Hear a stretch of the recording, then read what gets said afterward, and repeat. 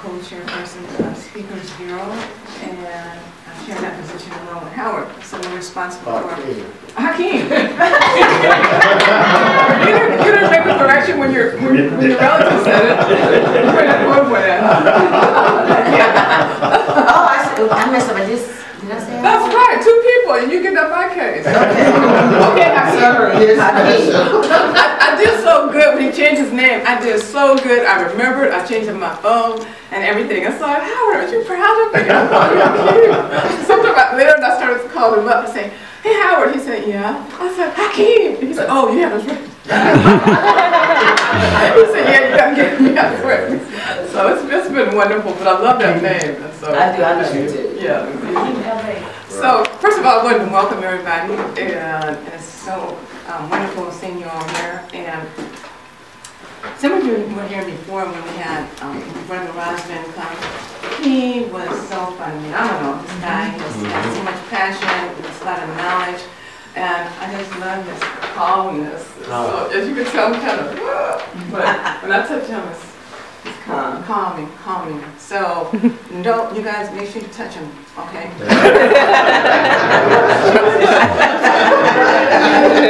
I feel good. Oh, you need to touch him, okay? Yeah, I know. I need that too. Okay, I'm going to go ahead and read his information about him. And before we get started, I want to let everybody know if you want some any grapes, there's some fruits up there, and at the same time, just go up and get grapes or cantaloupe anytime you want with water. So feel free. And lunch is going to be around 1:30. I think 1 to 1:30. 1 to 1:30. So okay. Okay, now Ras Ben, he's an innovative educator, counselor, a wellness provider, peacekeeper, mediator, a sacred timekeeper, and a scribe. Originally, he's from Washington, D.C. Ras Ben has served in the Philadelphia area for over a decade. It's 2 decades now. Oh, okay. Okay. Falling in love with the city after receiving his M.A. from Temple University in African American Studies in 1992. Ras Ben is a self-published author and has recently released Rocks of Ages, a new edition, and Rocks of Ages is also a culturally-centered survey of the therapeutic use of crystals and sacred stones, and explores the importance of utilizing them in these prophetic times. He's a family man who advocates healthy home environment for youth. Ras Ben has been married for 27 years and is a father of 7 children. Ras is a spirited man who brings a divine presence to all events he is a part of. So please help me welcome Brother Ras Ben.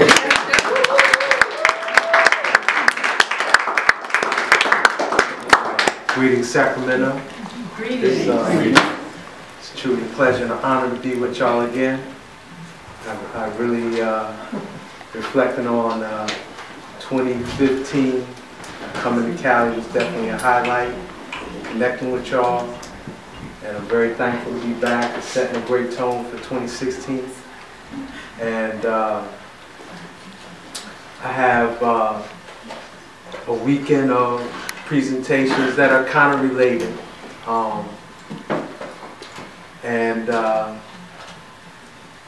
and I think it's relevant for like this land, this California, this Northern Cali in particular, you know, this Mother Lode region. That is going to actually be the topic of tomorrow's discussion.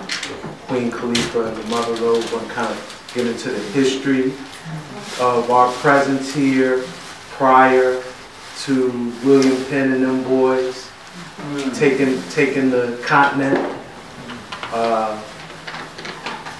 But today's focus is going to be on, well, the title is The Magi is Magnetic.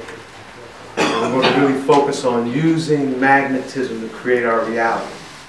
Okay? So this is kind of like a paradigm shifting discussion today. right? I want us to get out of, because generally speaking, right, our paradigm around money, finance, wealth, and abundance is we gotta work hard to make money, right? That's kind of like the program we've been given from childhood. Work hard to make money. You know, and the reality is we can't make money, right? We're not a mint, right? Money does circulate through us, right? Currency. But really this idea of working hard, right? Because if that's your program, then you might move into your elderhood feeling like, wow, I was enslaved. You know, I worked like a slave most of my life, right? And we live in a very different time, very amazing time, that I'm sure we're all experiencing on levels, and because we might not fully understand what's happening, it's actually increasing stress. And that's what they call the quickening. Y'all know what I'm talking about when I'm talking about the quickening? What am I talking about? Right. Things that are moving so fast. Things is moving so fast. This is the time that was prophesied, talking about the quickening, where you would be in a time where just things move very, very fast, right? So I've kind of researched and looked into it. There's some discussion that says like how we count time in like a 24-hour day, right? But because of the quickening, because we're like in a point in space-time where cycles are just moving faster, right? That in reality, what was a 24-hour day, we experience it more like a 16-hour day. Yeah. Okay? And, right, if we're just moving through it without really being mindful of it or working with it, the quickening works against us. Yes. If we think we got to work hard to make money in the quickening, right, there's never enough time to do all that we got to do. Right? But there's something, how you doing, sister? It's good to see you. There's something about the quickening that if we're aware of, we can work with, okay? And that is, and I'm sure we've experienced this too, right?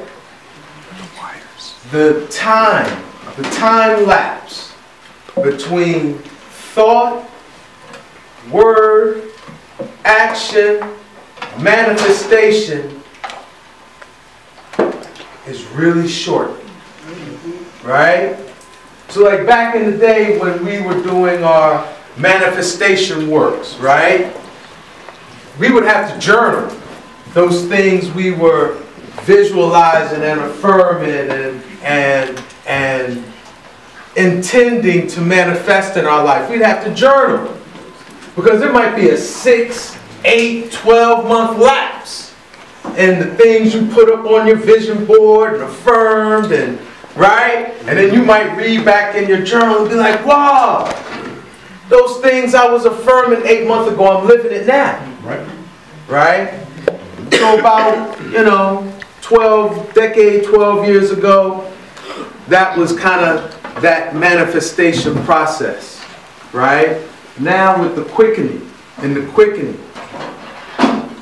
time difference between our thoughts, words, action, manifestation is synchronistic, meaning like events in time will line up to make maybe what we intended in the morning, things are building and manifesting with it in the afternoon. You know? So we're moving into a synchronistic, almost instantaneous relationship between our thoughts, words, actions, manifestation. Right? So, because of that, the time is making us move out of that work hard to make money paradigm. Because that paradigm just doesn't work in the quickening. Okay? We have to be magi's. We have to be magi's. A magi is a, you know, well, let me see this. Right, so before we even get into like what is a magi, we're working with this word, this root that's called mag. Okay? We gotta put on our etymology hat, pull out our dictionaries and our thesaurus, and study the root mag. Familiarize yourself with all the words that have mag as a part of it, and incorporate those things into your vocabulary as much as possible. Generally, mag means great or large, right? That's why we want to increase it. That's why we want to increase this as our focus and word sound power, because we're going to be increasing the greatness in our life. Yes? Before you leave the quickening thing, yes. can I ask, is that a good thing? Because it doesn't feel like it is. Well, and is it, what's causing it? I mean, is it because of the matrix we're in, or we're just, excellent question. we're not Excellent question. present? All right, so good and bad are relative. Personally, I think it's great. Okay? Because I'm in this magi paradigm. So what I've seen is my thoughts, my words, my intentions, they're manifesting quickly. I don't have to wait long, right? But if you're in that work hard to make money paradigm, the quickening will cause more stress and chaos, unpredictability in your life. So that's what I would say with that. And your other question was? Right. Kind of define the quickening. Yeah, why is it happening? Why is it happening? There's still the same amount of hours in each That's day, right. and there's That's still- right. Excellent question. All right. And this kind of goes to that 2012 phenomenon. Okay? Where we had that Olmec Mayan calendar saying, oh, 2012 is really important, right? What 2012 represented, you could call it the pinnacle of space-time. Or what the Mayas say, the Olmecs say, is that space-time is shaped like a pyramid. All right? So now I want us to visualize for a minute. Like we got a step pyramid, right? One person's at the base of the pyramid, right at the bottom. One person is on near the apex, but they're at the same corner. And we say, y'all make a circuit, make a cycle around the pyramid. The person at the apex, at the tip of the pyramid, is going to finish their circuit much quicker than the person at the base of the pyramid, right? Everybody can visualize that, right? Yeah. So where space-time, like a lot of things in nature, is spiral and conical in form. Okay? So we're at a point in space-time near the apex, near the pinnacle. So circuits, cycles of anything is just going to be experienced much quicker. So that is how I would explain the quickening. I'm sure there are others too. There's a lot of, this is not a isolated phenomena you're experiencing, right? And that's the thing too. It's like, because it's hard to articulate, and you might think you're tripping, right? We don't talk about this that much. You know what I'm saying? Like, dang, time seems to be more. Maybe it's just because I'm older. Maybe because I was a kid. When I was a kid, right, it just seemed like more time, you know. And we just have these thoughts within ourselves. We don't really talk about it. But there's research on it. There are people who are experiencing it saying, hold up, wait a minute. And then they're talking to ones, they're hearing similar experiences from others, and then blogging and, you know, sharing information. So we do got to inform ourselves with that. All right? So I'm relieved. give thanks. I'm relieved that, because it is a happy time, exciting time. I'm just relieved I'm not really going crazy or anything. Well, that is not my imagination. Listen, my intention beyond today, beyond being relieved, hopefully we'll be empowered. Yes. Okay? Be empowered to work with it. Make it work with us. You know, we moving in flow and at pace with space-time. Okay? So to get back on this magi, magnetic, right? Look at all of these power words that have mag as a root. A magnate, that's a person of great wealth, great influence, right? Magnify, that's to increase, intensify. Magnificence, the splendor, it's, you know, the vision of opulence. Magnitude, something that's great. Magnum, something that's physically large, right? So this is our affirmation that we're all going to walk away with today, empowered with the Magi force. A Magi magnetizes, magnifies the magnificence of their imagination. All right? All right, so like that. yeah, capture that. Wow. The Magi magnetizes. That means we got the magnetic power to pull in the relationships, the resources we need for manifesting. Right? We magnify that what we draw in, we increase. The magnificence, that is the great splendor. Not the crazy thoughts we sometimes run through our brain, right? But the magnificence of our imagination. All right, hold that affirmation, because that's what we're going to work with. So now, magnetism. What is magnetism? Magnetism is the root of the electromagnetic spectrum. So without getting too deep, there's an energy spectrum in creation. The highest, top frequencies is like gamma rays and X-rays, right? Ultraviolet rays. The root is magnetism. The lowest resonance of the electromagnetic spectrum is magnetism. And it's a feminine energy. Okay?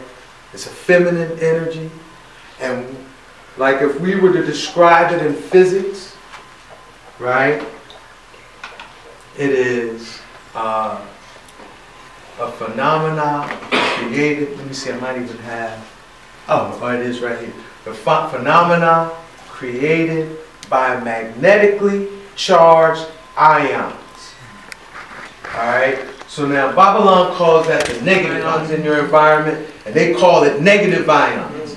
I avoid that term negative because it has a negative connotation. If I said, Bianca, I want to send you some negative energy, right? Even if she knew I was talking about magnetism, part of her would resist that. Because I don't want no negative energy from somebody, right? So, again, increasing that mag vocabulary and clarifying how we speak, right? We're not saying negative ions, magnetic ions. Y'all with me? Yeah. All right, so now, when we say magnetism, most people think ferromagnetism, which is the phenomenon of magnets sticking to iron, or electrified iron sticking to one another, right?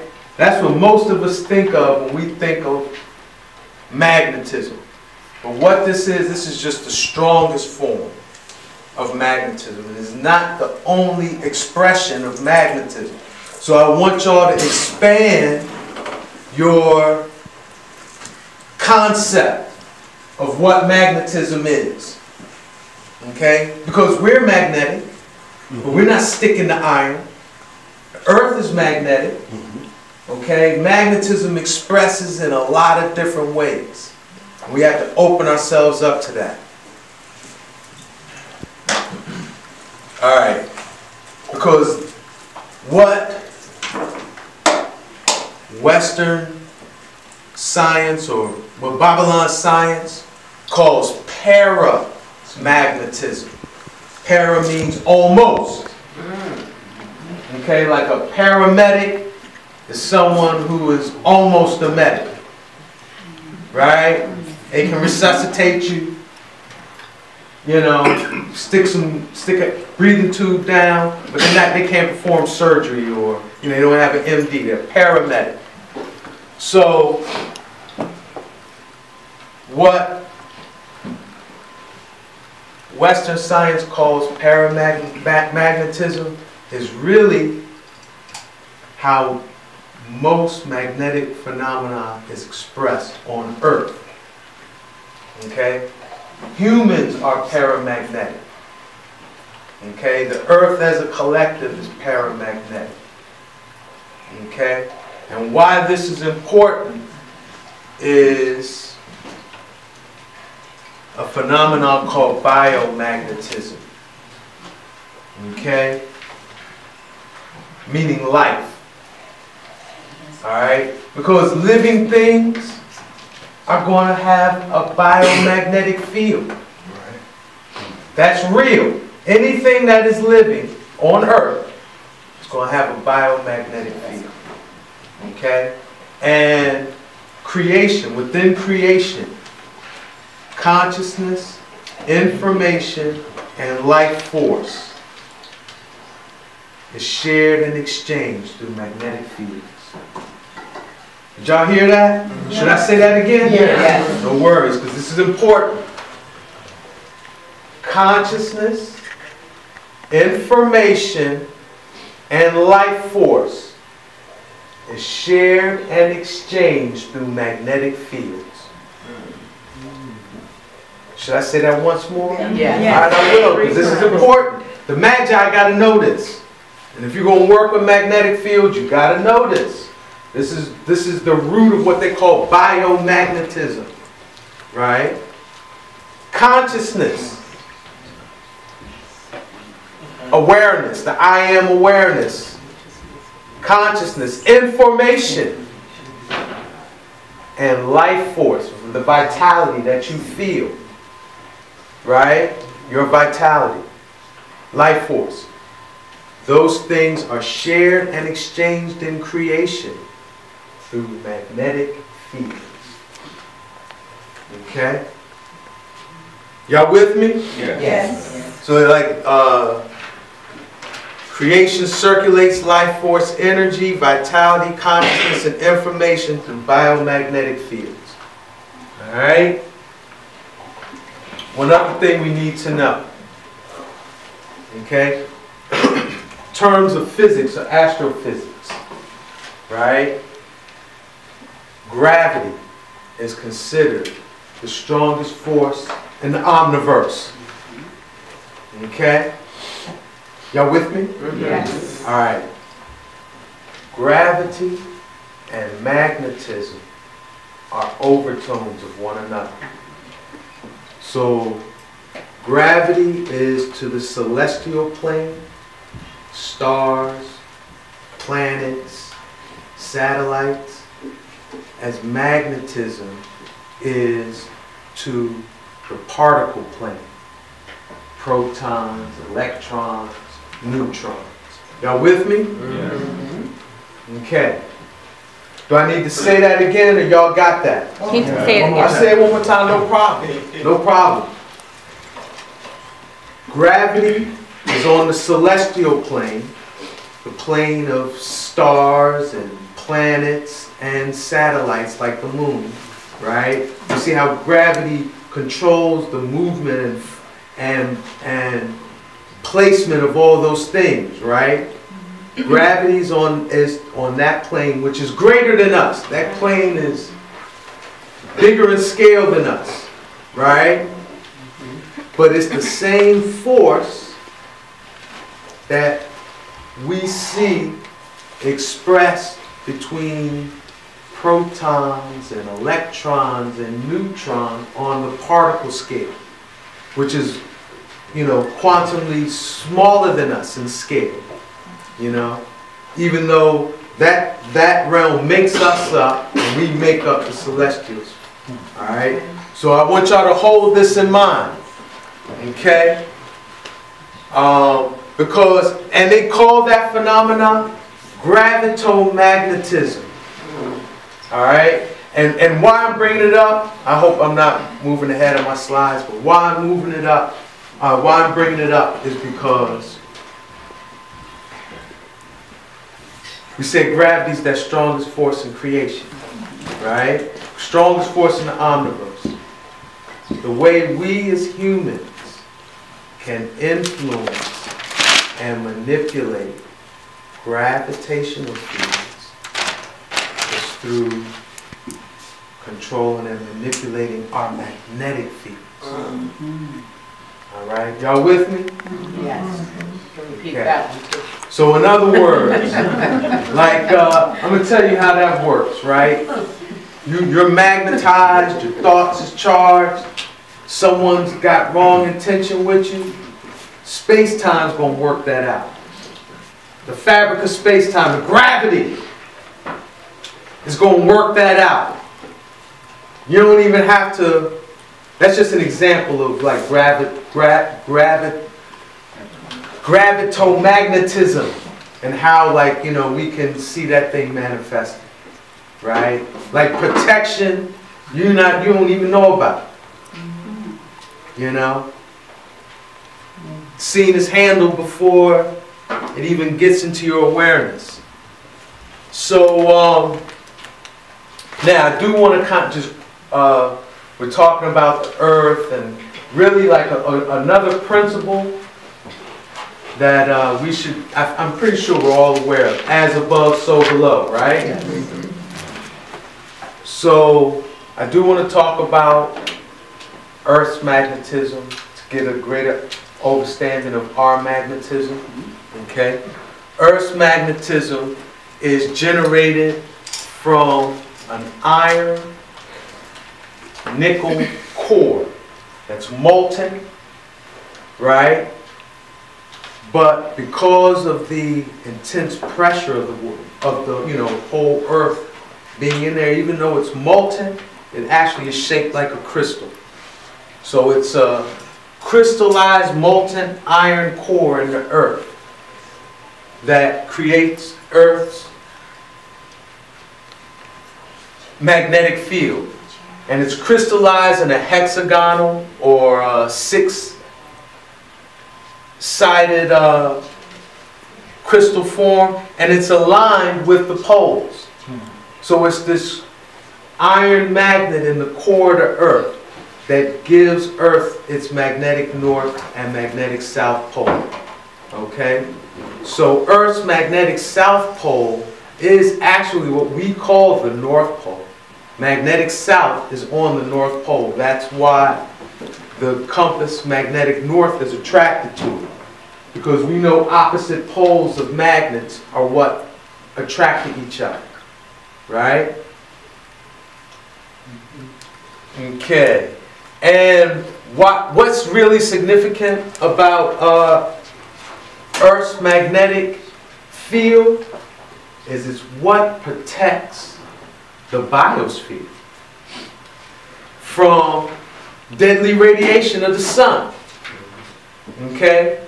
So why isn't Earth's atmosphere like Mars, where solar winds and gamma rays, X-rays, all kinds of crazy radiation is right there on the surface, making it really improbable for like life forms like us to be able to survive?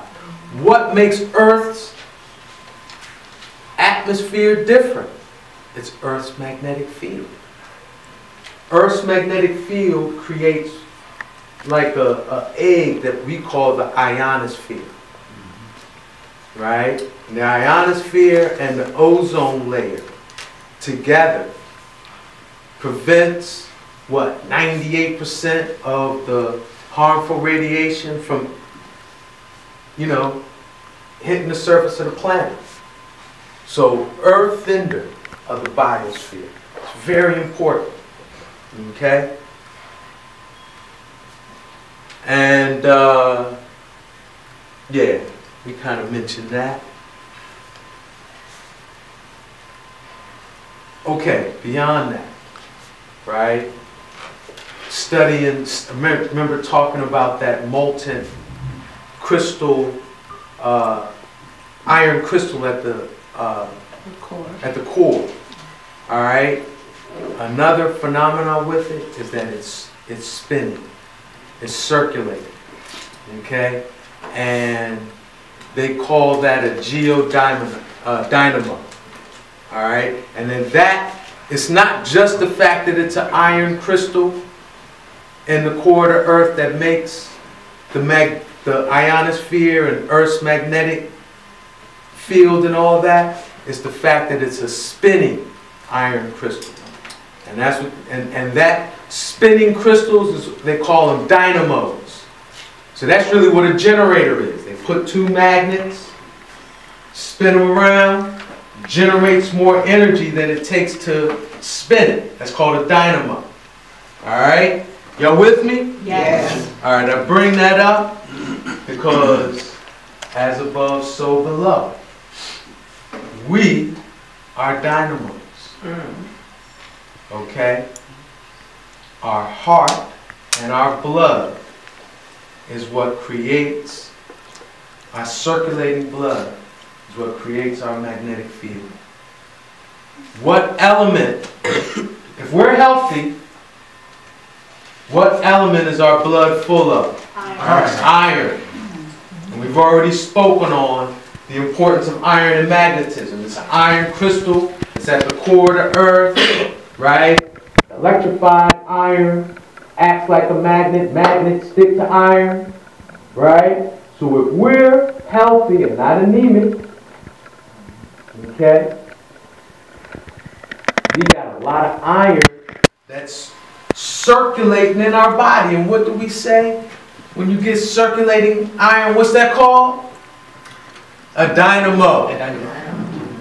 All right, so as above, so below.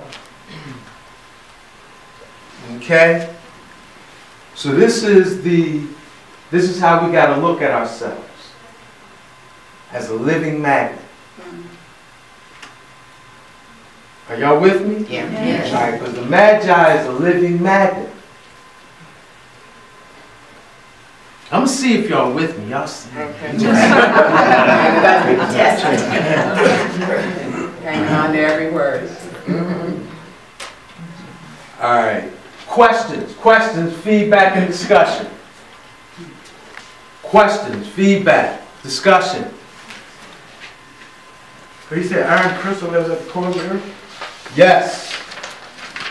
Yes. 6-sided, hexagonal,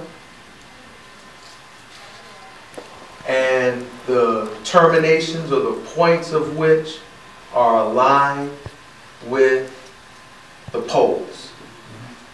Okay? I saw the sister's hand, then yourself. Yeah, this has happened to me off and on throughout my life, but I'm noticing it more. Where, let's say I have a lot of stuff to do on my plate. And of course, when I just flow, everything just pulls together. And it's really amazing because it's like, sometimes it's like no impossible only to get that done. So when I relax and just say, forget it, whatever, you know, and go into that mode, meditation, whatever. A Zen state, I think they call it. Zen state, okay. And then when I come out of it, I get everything done and more. And it's like, wow. Yeah, because you moved in that timeless, Right. timeless state. You know, it's been referred to a couple things. I think they call it the 0 point, right? Where you kind of step out of relative time, right? That's the whole thing with the Matrix, how the dude would enter bullet time, right? Where if you get to that 0 point, meaning you're out of, because our consciousness is not bound by time. That's how we can tap that 0 point. Physically, right, we kind of stuck in space-time.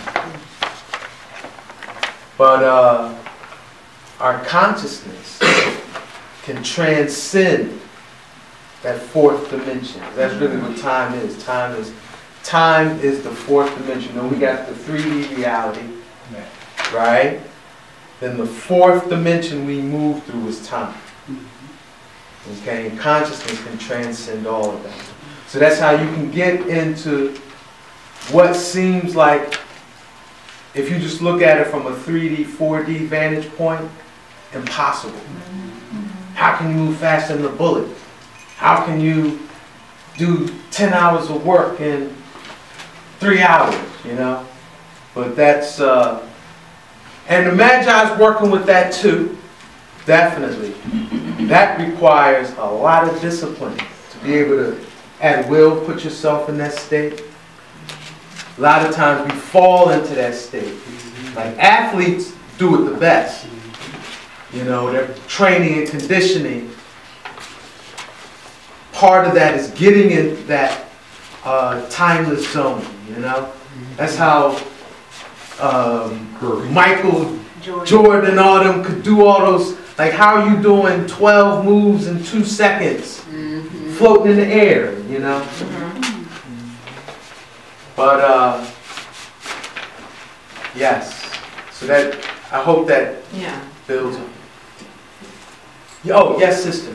I was going to say that it seems like there are places on the earth that are more adept to that spiritual time where you can leave. Some people say it's ritual, but there are places where all you have to do is just be there at that moment, and by the time you come back, it's been hours later, and you thought it was only maybe a half hour. That is right, yes. And those are usually highly magnetized areas. Like Shasta. Yes. Highly magnetized areas. Yes, good brother. How would you explain out-of-body experience? Well, it's our consciousness using its mental body, void of the emotional or physical, to move through space-time. And that's something else that comes with a lot of discipline, to be able to just consciously do it. When we dream, dreaming is out-of-body experience. But that isn't necessarily, that doesn't have to come with discipline, you know? Yes.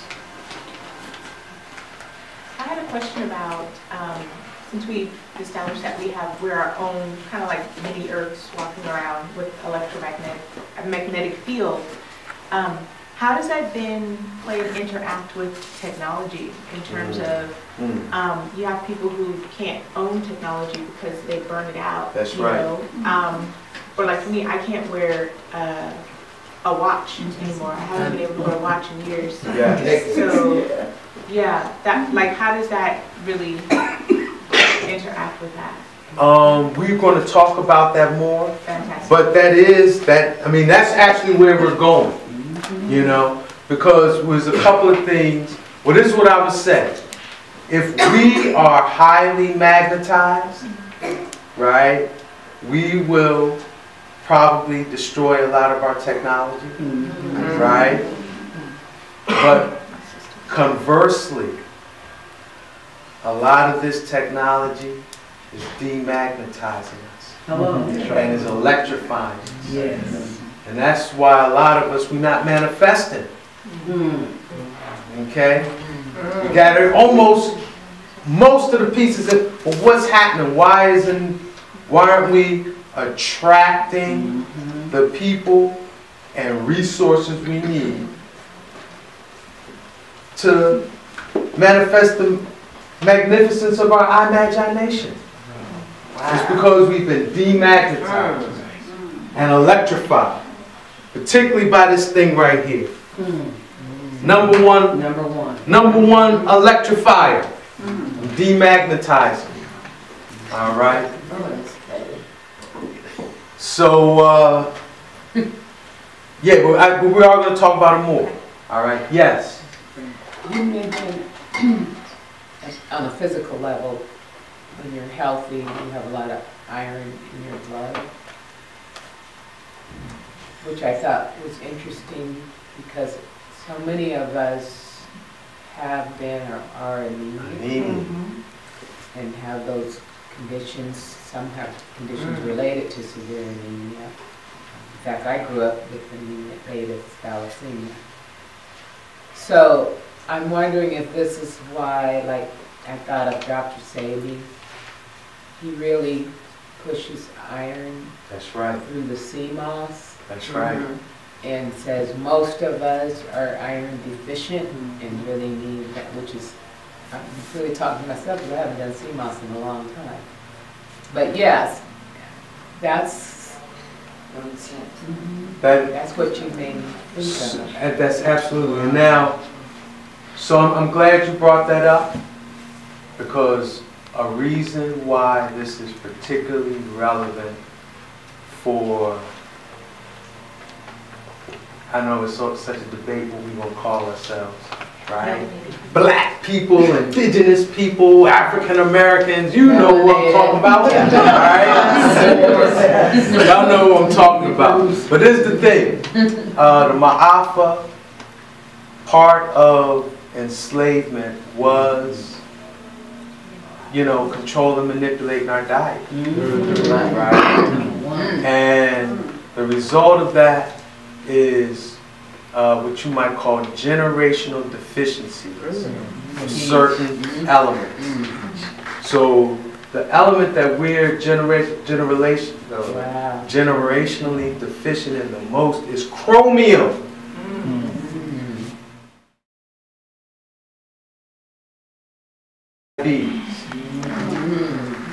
Where, and I'm sure we've all seen the pattern, right? Grandma and grandpa was getting diabetes in their 60s and 70s, right? Moms and pops was getting diabetes in their 40s and 50s. And my generation, Teens. 30s and 30s, 20s. And my children is the teens. Wow.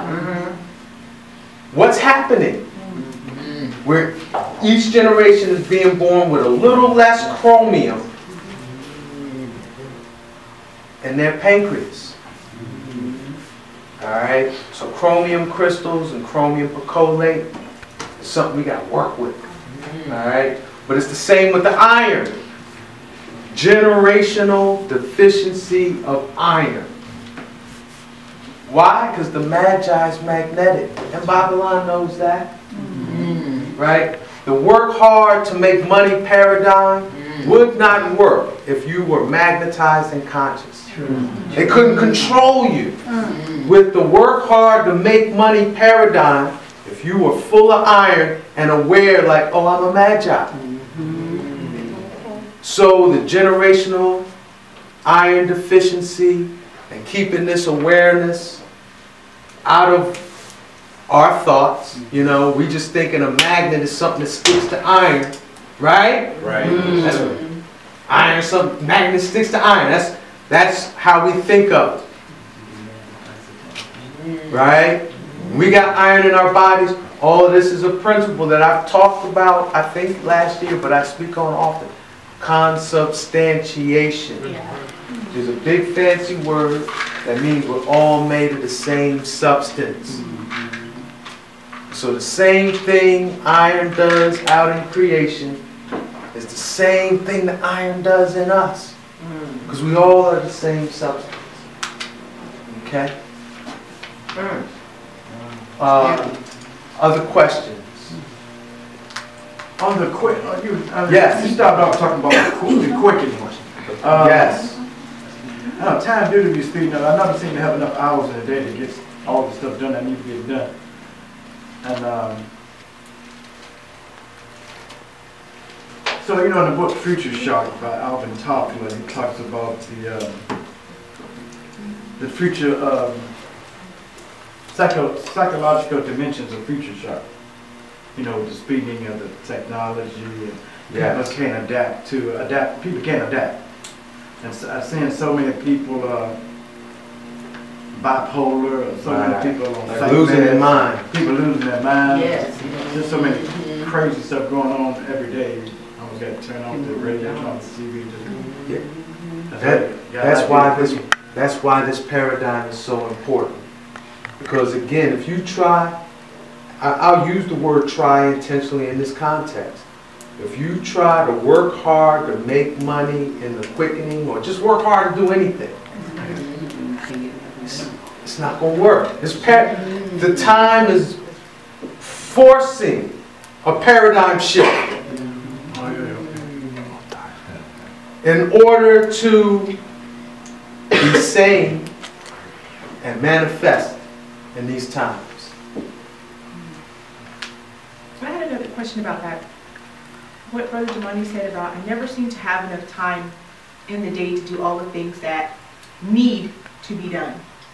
I feel like part of what's happened is that we feel as though there's all of these things that have to be done in order for us to be either productive or whatever it is to be placed on what it means to be a successful contributing member of society. That we've placed these all in these need categories. I'm wondering if part of the quickening is really to show us that that is a falsehood. That's not true. That's not what we're here for. We're not here to try to do all of these different things. That's exactly what to make us zone in. Otherwise, we burn out. That is the work hard to make money paradigm. That's it. We got to do ABC 1, 2, 3 before the month ends. You know, they got us on the 24/7, 365, right? That's a crazy frequency. You know, and yes, that's what the Magi doesn't think like that. That's the paradigm shift. I'm hoping to see, I'm hoping to inspire. You know, we got to let that stuff go. What's that doing to our adrenal system? What's that doing to our self-esteem and the quickening? It ain't doing nothing. Because then, right, to use your words, I feel like I never have enough time in the day to do the things that I need to do. So that at the end of the day, what are you going to feel? Anxiety. Right, I'm not productive. I'm not a productive person of society. You start feeling bad about yourself. I'm a failure. I can't accomplish. Right? What's wrong with me? I should be able to do this. These is all of the Magi doesn't think like that. This is the shift we are inspiring today. Okay? Yes, sister. It's like I almost had an epiphany with your saying about being magnetic, and then you have the iron deficiency and then you lose your imagination, because I actually can see that happening. When I was younger, I was extremely creative, could draw like never before. And then once I started having children, I became extremely anemic, and they told me I need to take iron all the time. And it seems like that creativity just totally dropped. I can't draw a stick figure, but I literally used to draw portraits and everything, and I'm seeing very clearly now how that has manifested in me, that I'm now iron deficient and I'm no longer having that magnetic, and I can't work at my optimal creativity level. So thank you. Yes. Yes, sir. I can tell y'all are receiving it, and I'm thankful. I'm thankful. Let's be on on purpose. Yes. Being out here. Yes, yes. Good brother. Listening, I'm very listening. What about the body's magnetic evolution? Environment that you live in. Do the evolution stop based on the environment that will create that deficiency that she says she can't draw anymore? Also, what is the relationship between our melanin? Does he evolve? That's the question. The environment is the key. If you get transported from here to New York and you have to work to survive, you got to do what you got to do. The question is, did the body work with you to evolve, to negotiate into the particular environment in which you are? That is the question under investigation. Well, I think that's what a part of the quickening is all about. Making us step up to our next level, you know. That's what I would say. You know, are we there yet? Nah, not as a collective, but we're moving. We're moving in the right direction. You know, and I would say environment definitely has a lot to do with it in terms of. Sad to say, I mean, we live in a very toxic electromagnetic environment, like ridiculously. You know, it's like, oh my, you know, it's almost, I mean, we got to be aware, but it's sometimes disheartening to really see, like when you add up the chemtrails, the cell towers, the computers, the cell phone, you add all that up, it's like, oh my God, what type of environment are we in? How can I be healthy and well and prosper in this? And again, that's where we're headed in the discussion, you know? I did see another hand first, I didn't want to overstep anybody. Is there another hand? Okay, if not, then I'll, yeah. Okay, if not, then I'll ask my question. So, just speaking for my generation, I do notice that a lot of people from my generation have the notion of, I know I wasn't born just to pay bills and die. But our examples are our parents. Our parents paid bills and are dying.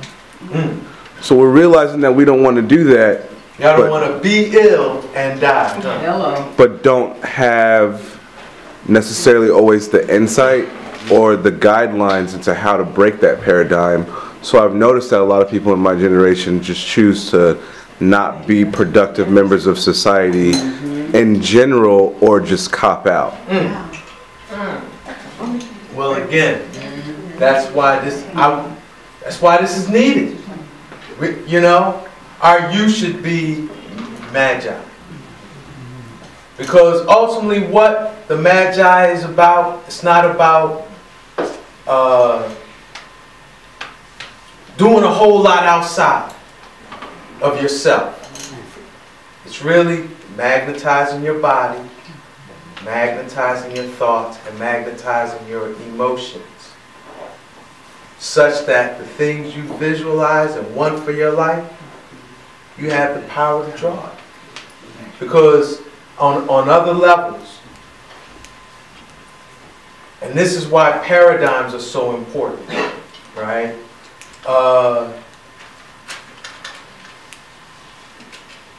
when we have that direct and personal relationship with creation, it's like, you know, it's like The Secret. I mean, you know, the works, The Secret, where, yeah, there really shouldn't be anything stopping us from manifesting. You know, we create our reality. The thing is, because of our programming as children, we let Babylon, right, or just society, whatever you want to call it. I call it Babylon, you know, but I know we all got names for it, right? We let them, we agree to let them co-create and dictate our reality. Right. So part of being the Magi is breaking out of that. You know. Yes? I was wondering, with all the magnetic and extra low frequencies, the cell phones, the towers, all of that, what do you feel about, or what do you know about orgonite and scalar energy as protection? Organite is great. Organite is great. What organite is another name for a magnetic ionizer. That's what orgone energy is, magnetic ions. It's not a different, distinct energy. There's only one life force energy. It got been different ones who research it, give it all different names: chi, prana, orgone, ki, right? Inyama. Okay, it all got a lot of different names, right? Magnetic ions. It's all the same. Okay, so orgone, what orgone devices are magnetic ionizers. They put a lot of magnetic ions in your environment. Okay? Yes. What's the detriment effect of aluminum on us? On us? Period. Yeah, let's have an aluminum in our house or aluminum in period. Well, that's an excellent question. And I'll relate it to magnetism. Okay? So, a paramagnetic element is silica. Same thing in quartz. Quartz, silica, it's almost magnetic. They call it almost magnetic, but remember we kind of define that. That's really life force energy, biomagnetism, paramagnetic. So silica is paramagnetic. We store silica in our nervous system. Specifically, it's at the end of dendrites, which are the nerve endings that there's a synapse or a gap between, right? There needs to be a magnetic polarity at the end of at least one dendrite to bring the electric current from dendrite to dendrite. Okay? Silica and aluminum are mirror molecules. Okay? They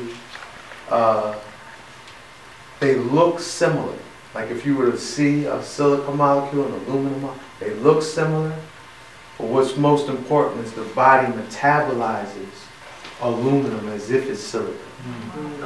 You know, it's like the body can't distinguish between aluminum and silica.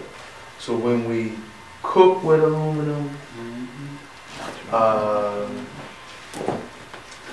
right, aluminum cans and all of that. Sad to say too now with these chemtrails and the nanoparticles, they got nanoparticulates of aluminum, super small particulates that we breathing in, right? And what happens is when that stuff gets in our body can't distinguish the aluminum from the silica, and then puts the aluminum at the end of our nerve endings. The problem is aluminum does not have magnetic potential, unlike silicon. So then you get what Western scientists would call it a plaque buildup on the nerves, right? That's when they study Alzheimer's brains. Right. They say that there's this plaque coating the nerves. That's aluminum buildup. Wow. It's causing dementia. It's causing the dementia and all right. Okay. But aluminum works well in orgonite. I think it helps immunize us. You know how they use metals in the orgonite? Yes. Using aluminum in orgonite, I think, helps kind of immunize us from the environmental nanoparticulates of aluminum. And aluminum crystals, we have to value too. So aluminum, you know how we can't just demonize everything. It's really, everything's relative. It's how it's being used. Because ruby and sapphires are pure aluminum crystals. Okay, the corundum family. And then tourmaline is an aluminum silicate. Zoisite, tanzanite, aluminum silicates. Okay, a lot of clays are aluminum silicates. So aluminum in and of itself isn't bad, but that aluminum cookware, the aluminum in the chemtrails is definitely toxifying our nervous system. Okay, and the zeolite is a remedy. The liquid zeolites is a remedy for the aluminum toxification, and really all heavy metals. Okay, you can Google it online. Liquid or powdered zeolite. Okay? Is that clay? Okay? So now, and we did talk about this a little last year. Okay?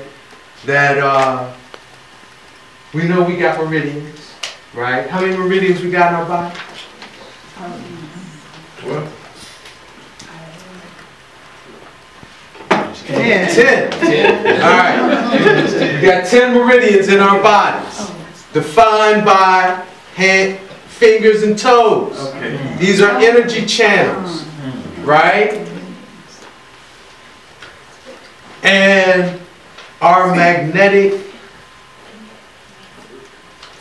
the lines of our magnetic fields run through our meridians.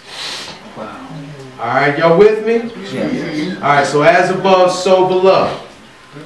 Planet Earth has what's called ley lines, which are like magnetic fields, magnetic lines that run through the Earth, Right. just like our meridians. Y'all with me? Yes. All right. Okay.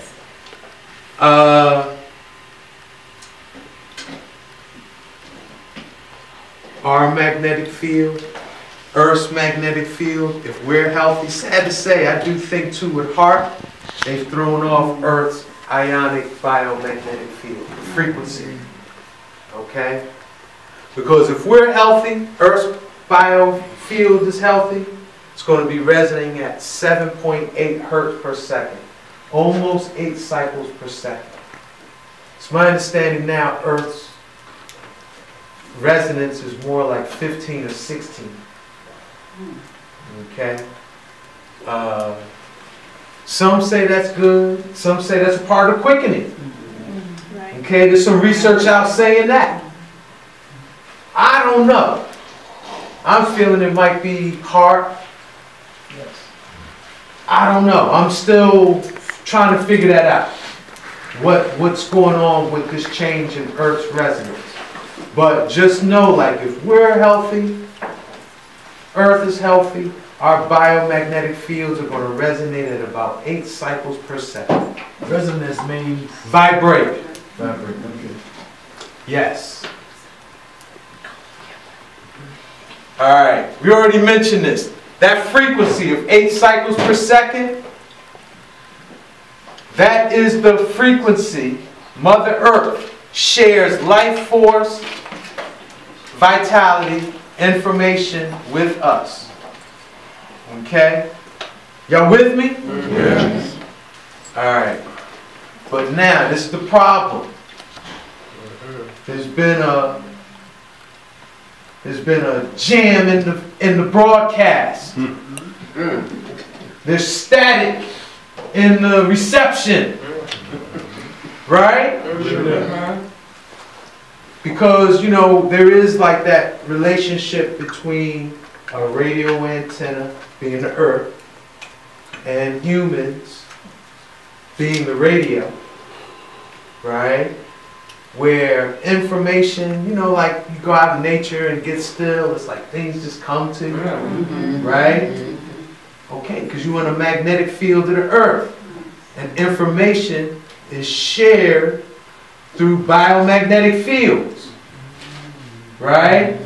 You go out in nature, you get revitalized, you begin to, you know, feel more balanced. Why? Mother Earth is sharing life force with you. Okay? Well, yeah, but there's been a jam in the broadcast. And there's a lot of things jamming us up. Right? Number one. Like I said, it's almost disheartening to enumerate it all, because you'll feel helpless. You'll feel powerless. Like, dang, they got me from every angle. My food, right? They spraying us like roaches, spraying stuff in the sky. All the technology they set me up to make my life easier, make me work hard easier, right? Even these things is killing me. It's like, dang, what? Right? But this is how most of us are. We are electrified, which is the opposite of magnetized. So instead of having feminine, magnetic ions, an abundance of that circulating around us, we have what they call positive. Alright? But it's really electrified male energy. Okay? Which, now this is another thing. Magnetic ions is energy that acts as an antioxidant. Meaning, when we're exposed to biomagnetic fields, they're going to replenish at the cellular level magnetic ions. That's what an antioxidant does, right? An antioxidant replaces lost ions from cells that have been damaged by free radicals, correct? Right. All right, so electric energy, cell towers, cell phones, we know all that, that's energy that acts as a free radical. It's robbing electrons, magnetic ions from us. It's robbing our life force. Y'all with me? Yes. All right, so, yeah, that's a problem. That's a problem. That's why, beyond being devitalized and sick, we're not manifested.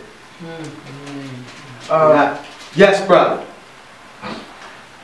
I think you might want to explain ions. And I know what you're talking about. Because you know, got sodium ions, potassium ions, but a lot of people might don't know what an ion is. Thank you. I will back up. Thank you. So, hydrogen ions. You know we have atoms, right? Which usually have a nucleus of a proton, and then orbiting around them, or around that nucleus, are electrons. Okay? So now, visualize one of those electrons unattached to a proton. That's an ion. That free electron can have one of two charges. It can have a magnetic charge, which is the magnetic ion, which is what we want. That is chana. That is chi. I said chana. That's prana. And cheese. I'm thinking Indian food, my bad. That's prana. Chi, nayama, orgone, right? That magnetic ion, that's what we want.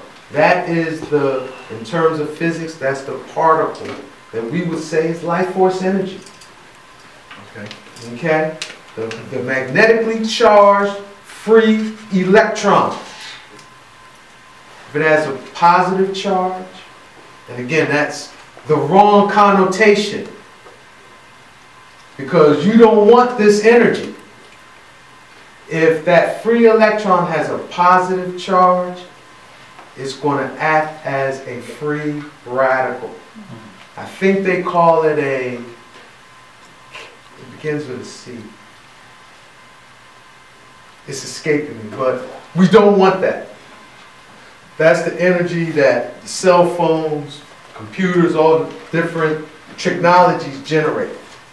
And when those positively, I gotta find because I don't even really talk about, I talk about the magnetic ones, I don't really talk about the electric ones. I gotta find a better way to describe, to name them, because they're not positive. All right? Everything's in reverse. Everything's in reverse. The effect is not positive. And just in terms of electromagnetics, it is a positive charge or an electric charge, right? But the effects on us are detrimental, negative. Okay? All right. Are y'all with me? Yeah. All right. Let's see. All right. So,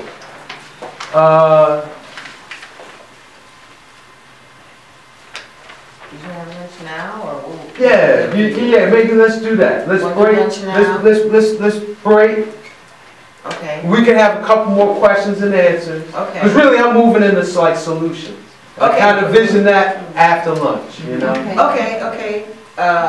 Bianca, do you want to take over? What we serving for lunch? And there's a couple more questions or comments. Yes. So I know that we're talking about the technology, but does like in the map that you showed in terms of the energy and the way that the currents are changing, does city planning have anything to do with that and the way that buildings are formed? Because I know that the technology is something that we're talking about, but the energy centers in these important places like Oakland, like DC, like Philadelphia, like Miami, have been there for centuries. Yeah. And they know that, which is why they control the way that the, you know, the buildings are shaped and the sacred geometry and all of that.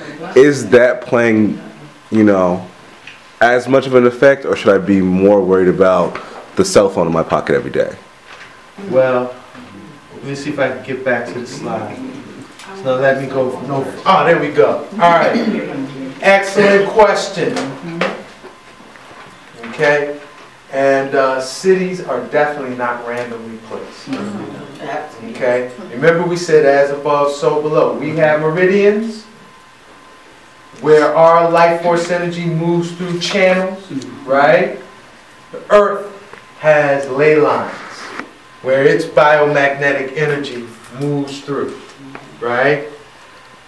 Most cities are designed around a science we will call geomancy, which is a big fancy word which means knowing the earth or sciencing the earth, right? And the long and the short of it, this is what they tend to do. They'll find a place on the earth where two or more of Earth's ley lines intersect, right? More often than not, that was an indigenous sacred site where we had mounds. That's why a lot of cities are built at our ancient mound sites.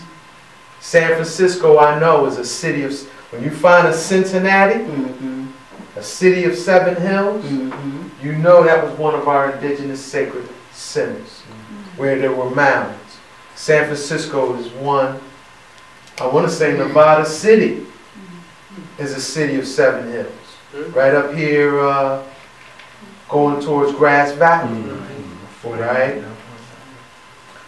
But they'll find where 2 or more magnetic lines intersect. That's called a node. We also call them vortexes. Because usually what will happen is you'll get beyond the magnetic fields moving across the Earth's surface, you'll have a spiral of magnetic energy moving up and down from the Earth. Okay? And then they build their buildings on top of it. They build their skyscrapers on top of that. So when you're on the 50th floor in a silica-rich, big paramagnetic building on top of one of these vortexes, your thoughts are empowered. Your will, your intention is empowered. You know? So your will and intention is going to manifest probably, you know, we live in a creation where creation's one big possibility. Everything is possible, right? But what actually manifests is what is probable. Probability. And energy intensity increases probability a lot. Right? So if I'm thinking, oh, this is what I'm visualizing, but I'm in front of a computer screen, demagnetized, no iron, in the ghetto, chemtrailed out, my thoughts and intentions probably are not going to manifest. But if I'm on the 50th floor of a silica-rich building, right, big paramagnetic antenna, that's what skyscrapers are. Big, giant paramagnetic antenna on top of a vortex. They done gridded it out, found the power points on the Earth, and built those towers that it is probable my thoughts are going to manifest. And that's what we see with this corporate. Why do corporate entities, what's a big thing about corporations? The CEOs on the top. Well, yeah, and they got to have a corporation has to have a building. Yes. That's a big thing. You know, that's in Philly it's the Comcast building. What's it in Sac? What corporation is running Sac? The government. Oh, all right. Is that right? Your state capital, right? Right. Okay, so Silicon Valley. Oh yes, Silicon Valley. Silicon Valley. Yep. Intel. Facebook. And again, that's the topic tomorrow. Oh, okay. That's the topic tomorrow. Silicon Valley or the mother lode. How are we going to look at this thing? Okay. We're going to look at it because they're using. Because I will say this in relevance to this same question in here. Because y'all are on the mother lode. Yeah, we are. You are on a giant matrix of quartz with monatomic gold. Quartz with monatomic gold. Y'all are in the manifesting realm of the Americas. All right? The United States, as a nation, had a puritanical value system before the gold rush. Okay? Austerity. You know, do a lot with a little. U.S. didn't become the wealthiest nation in the world until after the gold rush.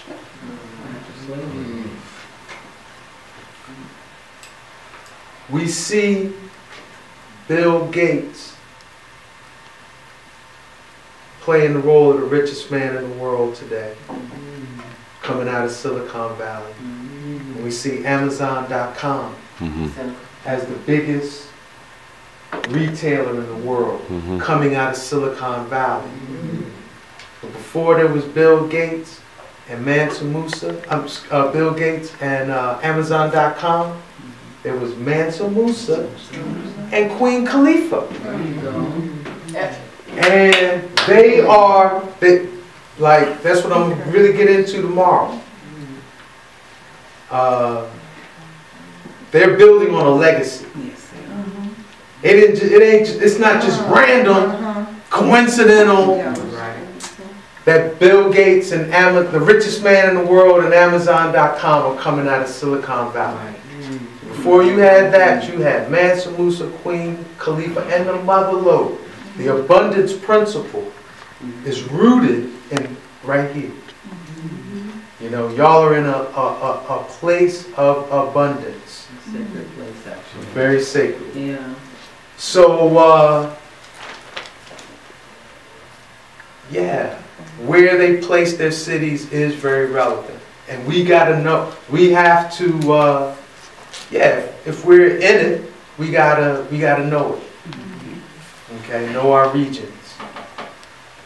I noticed in New York when I go to the lectures, a lot of brothers have a copper bracelets and headbands. How's the copper affect it? Well, copper is actually an electrifier. Okay, it stimulates current and movement of electrons. Okay, copper is a melanin feeder because there's 3 key elements in melanin: copper, carbon, and sulfur. Okay, consubstantiation, same thing copper does outside of us is the same thing it does in us. Conducts current, right? And copper jewelry is also anti-inflammatory. So how our elders would use it for joint health. That, you know, those are the properties of copper. Okay? Yeah. I have not used copper as a magnetizer or not so much for manifesting. Okay? But copper crystals are also very important for our emotional wellness. Okay?